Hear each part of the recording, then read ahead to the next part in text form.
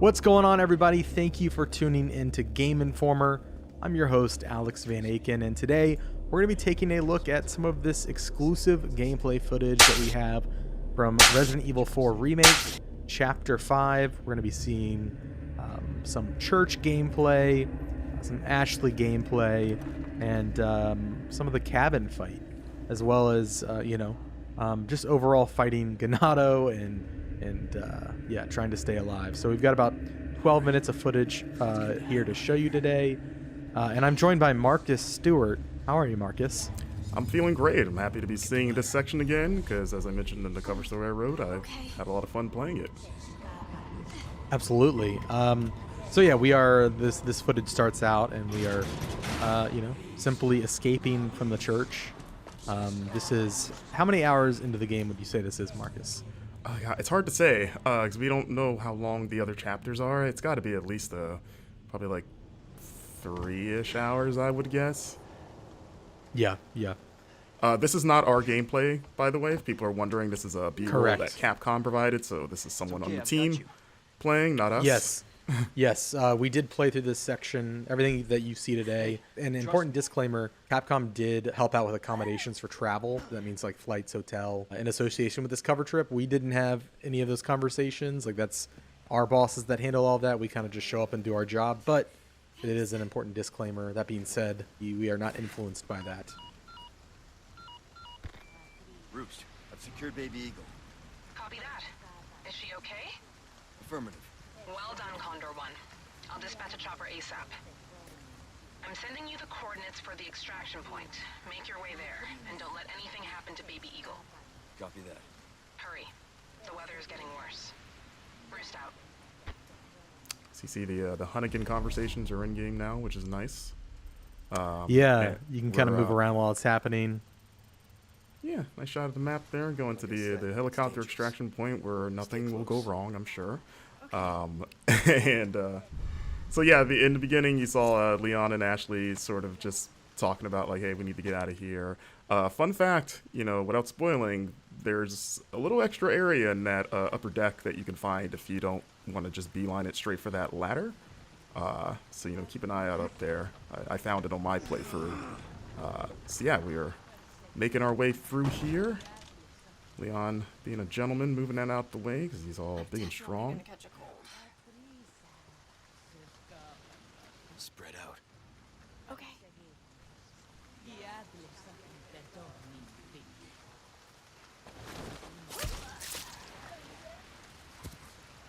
Come on. Okay. And yeah, this part was pretty fun to get through. I tried to get through it stealthily the first couple times.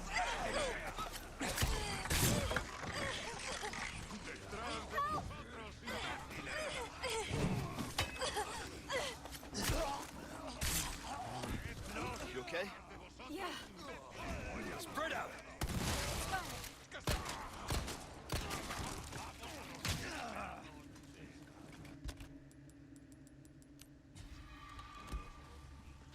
So you're going to notice there's going to be a few jumps in the clips here. Again, that's a Capcom thing, so this isn't going to be a straight run-through of the chapter. It's going to jump around at points.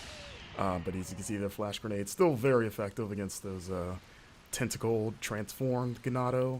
As we enter the cemetery, you get a little bit of a taste of one of the side quests, which is sort of a spin on the cemetery puzzle. As you can see, you can still shoot birds' nests to get those precious eggs, or I guess a chicken egg that's in a bird nest in the tree. Don't ask me how that works.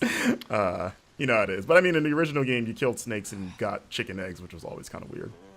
There he is. Took care of a request. Well done. Man himself. Well, look at you, So you can see here turning in side quest, which is what you're going to be doing. One has to wonder how he moves with all that heavy equipment in that coat.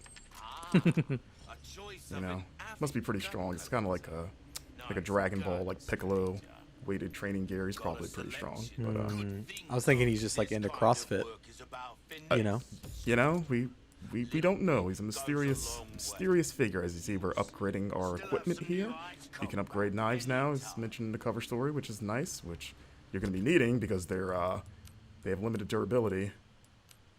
And you're going to be using it quite a bit for the new parry mechanic, which I enjoy. And you can see there's another side quest right there. You're going to want to keep an eye out in the environment for those blue flyers.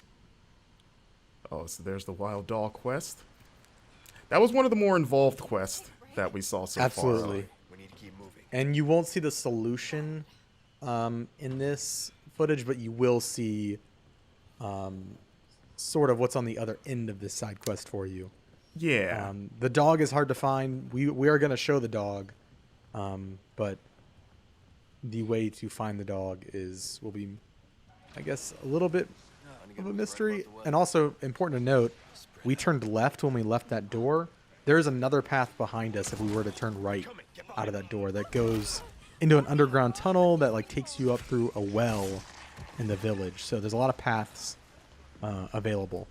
Yeah, like when we both came through here, we just assumed just the way the camera's framed. We're like, okay, it's the only way to go. But yeah, one of the producers pulled us aside and was like, hey, check this out. And we were like, oh, okay. Not bad, right? Here we go. We've got the village at night. That lady thought she could take a pitchfork to Leon. Didn't work out for her. And this is I was gonna just comment on the rain. I know that there's a lot of talk about Rain Gate. Rain Gate. I do agree. I think it can be tuned down a little bit. It does feel like intentionally, like it is intentionally obfuscating the environment, and kind of adds to that tension. Like you can't see what you're shooting. I do agree, though. It's a bit much. And you know, it'd be great, Marcus, if there's like a rain slider. I'm kidding. Yeah. I just want a nice little downpour. As we see, I love the lighting in this game. You know, like it just the bloom on the flashlight and just how dark everything is. Like it just makes especially like interiors like this. If we lift Ashley up to do her thing, get Leon up there. Yeah, it just makes the interiors creepier. Like that, like the first time that owl made me jump because you just see the glowing eyes in the dark. Yeah, and you're like, oh my god, like what is that? I will say there were a couple times when I was playing the demo where I was kind of in a very dark environment and Leon wasn't pulling up his flashlight, which is kind of frustrating. So I'm just kind of like clambering around in the dark. It was mostly like outdoor. Oh, there he is. The dog. Look at that thing. It's got like a weird, it looks like a scorpion tail. Now that I'm looking at it again. So yeah, Capcom also pointed out, for those wondering, that this dog is not the dog that Leon can rescue in the original game, because, you know, in this game, he's presumably dead. So, you know, at the time, we kind of were like, oh, maybe this is the dog, but they were very clear to point out, like, nope, different dog. And you're like, okay. But yeah, that dog fight is pretty hard. They also wouldn't definitively answer if it was the same dog in this game as in the old game. In terms of the one that's dead at the beginning of the game, they're like, maybe it's not the same dog, and it's like, okay. So you see a blue medallion up there as Leon takes it out. So you see it's 1 of 5. So I asked Capcom about that because in the original game it was kind of like 15 in the same area, and they said that that side quest reappears in different parts of the map. So you're going to be shooting. It sounds like you're going to be shooting medallions outside of just like the village area. And they just sort of like divided them into like batches of 5.